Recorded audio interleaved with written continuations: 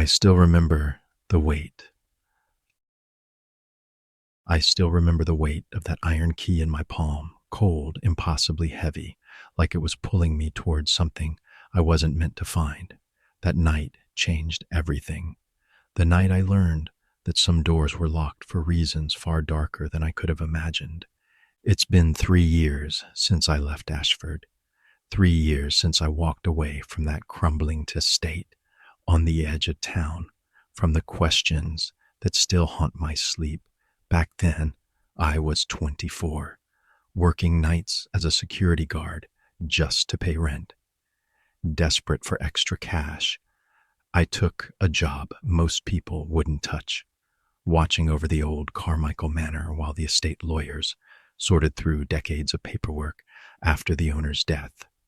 Now I understand why the pay was so good, why no one else applied. But on that October evening, when I first pushed open those heavy oak doors and smelled the dust of 100 forgotten years, I thought I'd found easy money. I was wrong. The manor sat at the end of a tree-lined road that seemed to swallow the streetlights whole. By the time I arrived for my first night shift around 9 p.m., darkness had already claimed everything beyond my flashlight's beam. The estate lawyer, a thin man named Mr. Voss, met me at the entrance with a ring of keys and a warning I should have heeded. "Don't open any locked doors," he said, his voice flat, "especially in the East Wing. That's not part of your responsibility." Looking back, that was an obvious clue, but I was too focused on the paycheck to ask why. The first 3 hours passed in comfortable silence. I made my rounds through the main halls, checked the windows, tested the locks. The manor was exactly what you'd expect: oil paintings of stern-faced ancestors, furniture draped in white sheets, the occasional creak of old wood settling. My footsteps echoed on marble floors. Around midnight, I settled into the security office on the ground floor, a small room near the main staircase with a desk, a thermos of coffee, and a logbook that hadn't been touched in weeks. I was logging my first round when I heard it, a sound from upstairs, not a creak or a groan, a melody. Someone was humming. I froze, pen hovering over paper. The tune was old-fashioned, something you might hear in a music box, delicate and distant. It drifted down through the ceiling, threading through the silence like smoke. The manor was supposed to be empty.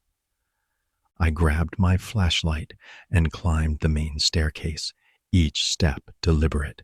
The humming grew clearer as I reached the second floor. A woman's voice, I thought, though there was something off about the tone. Too perfect, too unchanging, as if it were a recording stuck on loop. The sound led me down the north corridor to a door I hadn't noticed during my first sweep.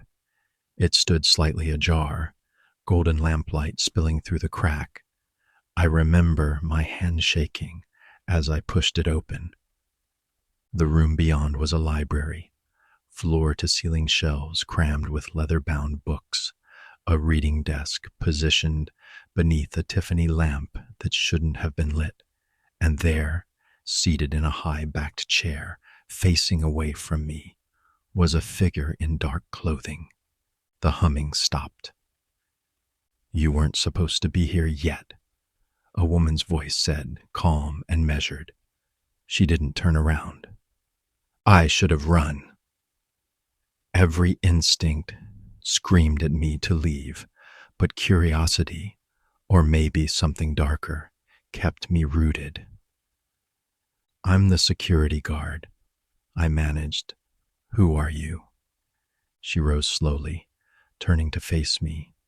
The woman appeared to be in her 30s, dressed in a Victorian-style morning gown that whispered as she moved. Her face was pale, angular, with dark eyes that seemed to absorb the lamplight rather than reflect it. She studied me with the expression of someone appraising furniture. "My name is Miriam Ashford," she said. "I am the keeper." "Keeper of what?" "The doors." She gestured vaguely toward the walls, the ones that must stay closed. Now I know what she meant, but back then I thought she was either an intruder playing a twisted game or someone with a tenuous grip on reality. I reached for my radio to call Mr. Voss. "That won't work here," Miriam said, and she was right. The radio crackled with static, useless. My phone showed no signal bars. She moved past me toward the library entrance, her movements unnaturally smooth. "Follow me. If you're going to work nights here, you need to understand the rules." Against all logic, I followed. We walked through corridors I hadn't seen before, past rooms that shouldn't have existed based on the manor's exterior dimensions. Miriam led me deeper into the east wing, the area Mr. Voss had specifically told me to avoid. She stopped before a heavy wooden door reinforced with iron bands. 7 locks ran down its length, each different, each old beyond measure. "There are 13 doors like this in Carmichael Manor," she said, "each one sealed, each one protecting this world from what lies beyond." I laughed. I actually laughed. "What, like ghosts? Demons?" Her expression didn't change. "Worse. Mistakes." Miriam explained, or tried to explain, that the Carmichael family hadn't built this manor as a home. They'd built it as a containment facility. Generations ago, they'd made deals with things that existed in the spaces between reality, beings that offered power in exchange for passage into our world. But the Carmichaels had been clever. They'd taken what was offered and then sealed the doors, trapping the entities in dimensional pockets. "The family served as keepers," Miriam said as we walked back toward the library, maintaining the seals, ensuring nothing escaped. But the bloodline died out with old Thomas Carmichael 3 weeks ago. The seals are weakening. "And you?" I asked. "I was the last keeper before Thomas. I failed. I've been bound here for 70 years, watching, unable to intervene directly." She paused at a window overlooking the overgrown gardens. "You're the first living person to see me in decades." I didn't believe her. How could I? But as the night wore on, evidence piled up. Books in the library that documented the family's history, written in languages that shifted when I looked away. Photographs showing the same door in different states, pristine, then damaged, then reinforced. And in every photo of the keepers throughout the centuries, there in the background was Miriam, unchanging. Around 2 a.m., I discovered the logbook from 1953, the year Miriam claimed she died. The final entry was in her handwriting. I opened the wrong door. God forgive me. The 7th seal is broken. That's when the screaming started. It came from deep within the manor, a sound like metal tearing and wind howling through a canyon. The walls shuddered. Dust rained from the ceiling. Miriam's face went rigid with something I hadn't seen in her before. Fear. "One of the seals," she whispered. "It's finally giving way." We ran through corridors that seemed to stretch and twist, past rooms that bled shadows. The screaming grew louder, more insistent, joined by the sound of splintering wood. Miriam led me to the east wing's deepest chamber, where the 13th door stood. It was cracking, not breaking, cracking, like ice under pressure. Black fissures spread across its surface, and through them I could see something moving, something vast and segmented and wrong, pressing against the barrier between its prison and our world. We need the key, Miriam said, turning to me with desperate intensity. The master key. It's the only thing that can reinforce the seal. Where is it? Thomas was buried with it. His grave is in the family plot behind the manor.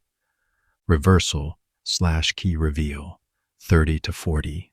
I won't describe everything that happened in the graveyard. Some memories are too visceral, too wrong to put into words easily. But I'll tell you this.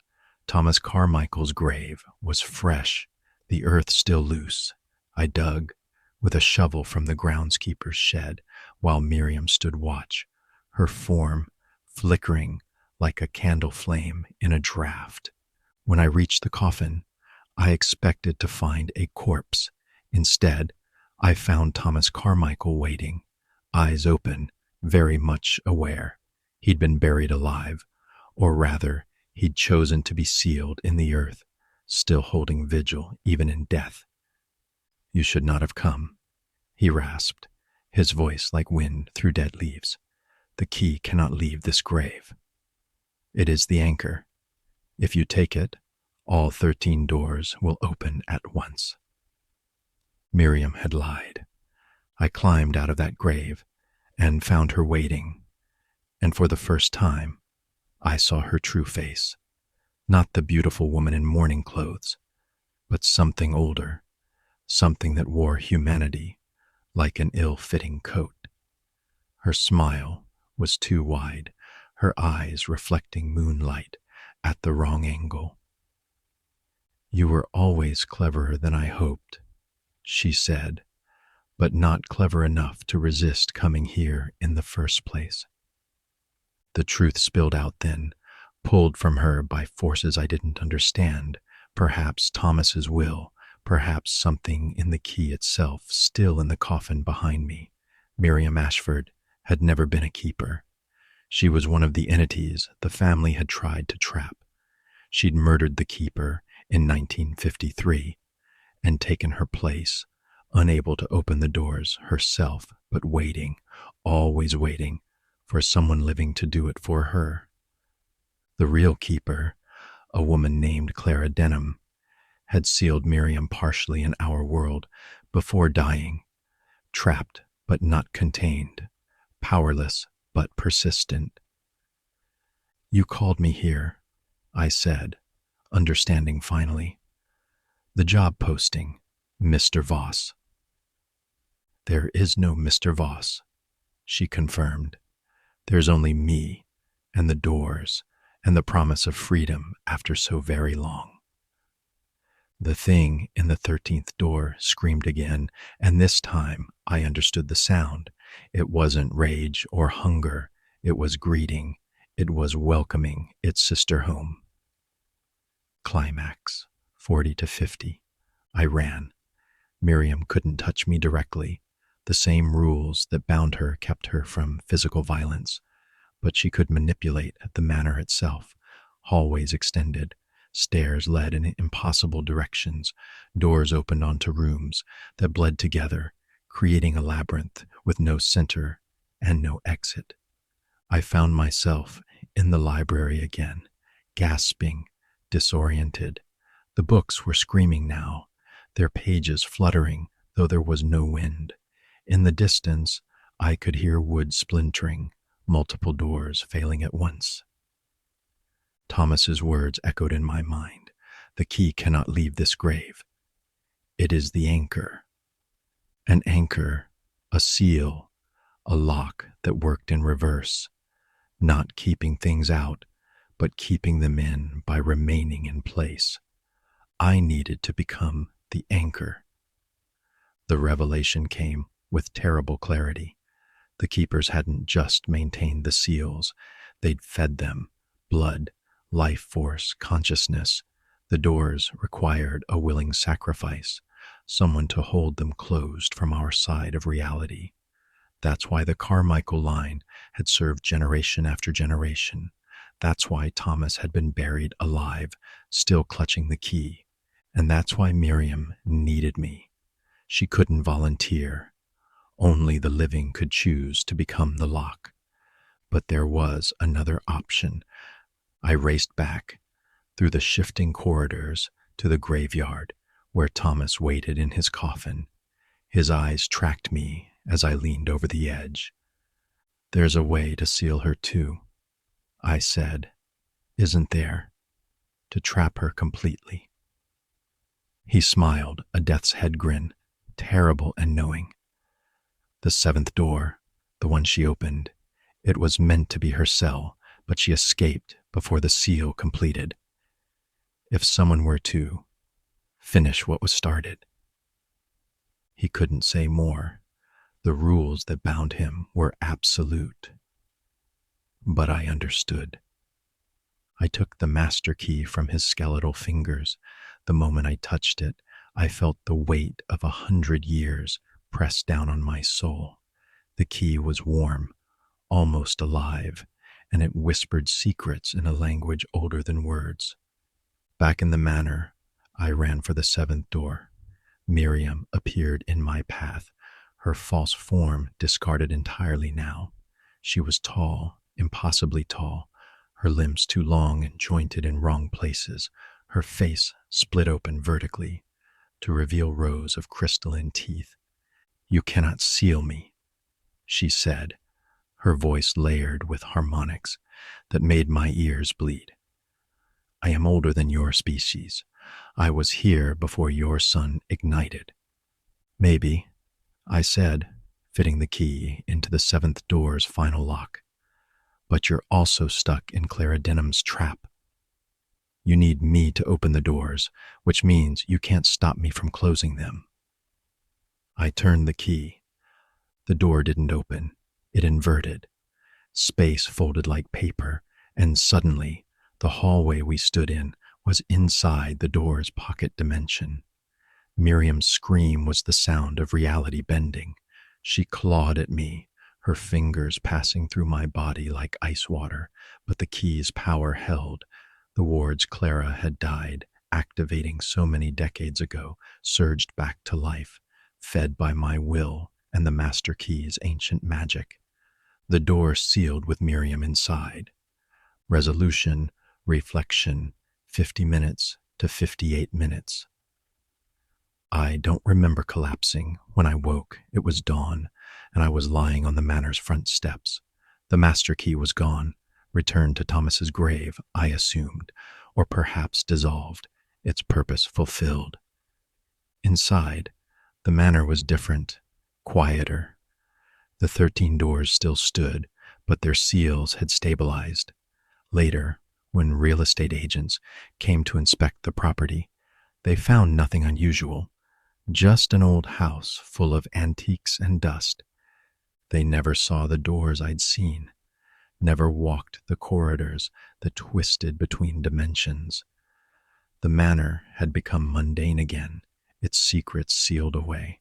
But sometimes, late at night, I still hear humming. I left Ashford and never went back. I found other work, quieter work, in places with proper lighting and normal architecture. I don't take night shifts anymore. Can't, really. Because when darkness falls and I'm alone, I feel the weight of that key in my palm again. The phantom pressure of a lock waiting to be turned. Mr. Voss never called asking why I abandoned the job. There was no Mr. Voss after all. No estate lawyers, no paperwork. The Carmichael family's last act was ensuring their secrets died with them, sealed behind doors that required a keeper's will to maintain. I wonder sometimes if I truly sealed Miriam away, or if I simply delayed her. The seventh door held for Clara Denham until 1953. How long will it hold for me? And what happens when I die, when there's no one left to feed the lock with their consciousness? These are questions I try not to ask. But on nights like tonight, when I can't sleep and the darkness presses close, I return to that memory, the weight of the key, the sound of doors cracking, the thing behind the 13th seal pressing against reality with patient, eternal hunger. And I remember Miriam's final words, spoken as the door sealed around her. There are more manners, more doors, more fools who think they can hold back the tide. She was right, of course. She's always right about the worst things. So, I'm telling you this story now, 3 years later, because I need you to know.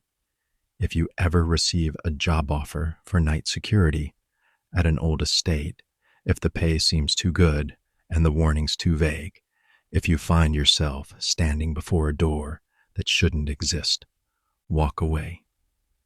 Some mysteries aren't meant to be solved.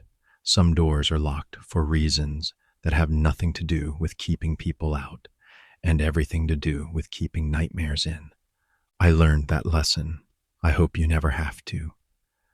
But if you do find yourself in a place like Carmichael Manor, if you meet someone who calls themselves a keeper or an archivist or a guardian of something unnameable, remember what I'm telling you now. Don't trust them. Don't open the doors. And whatever you do, don't take the key.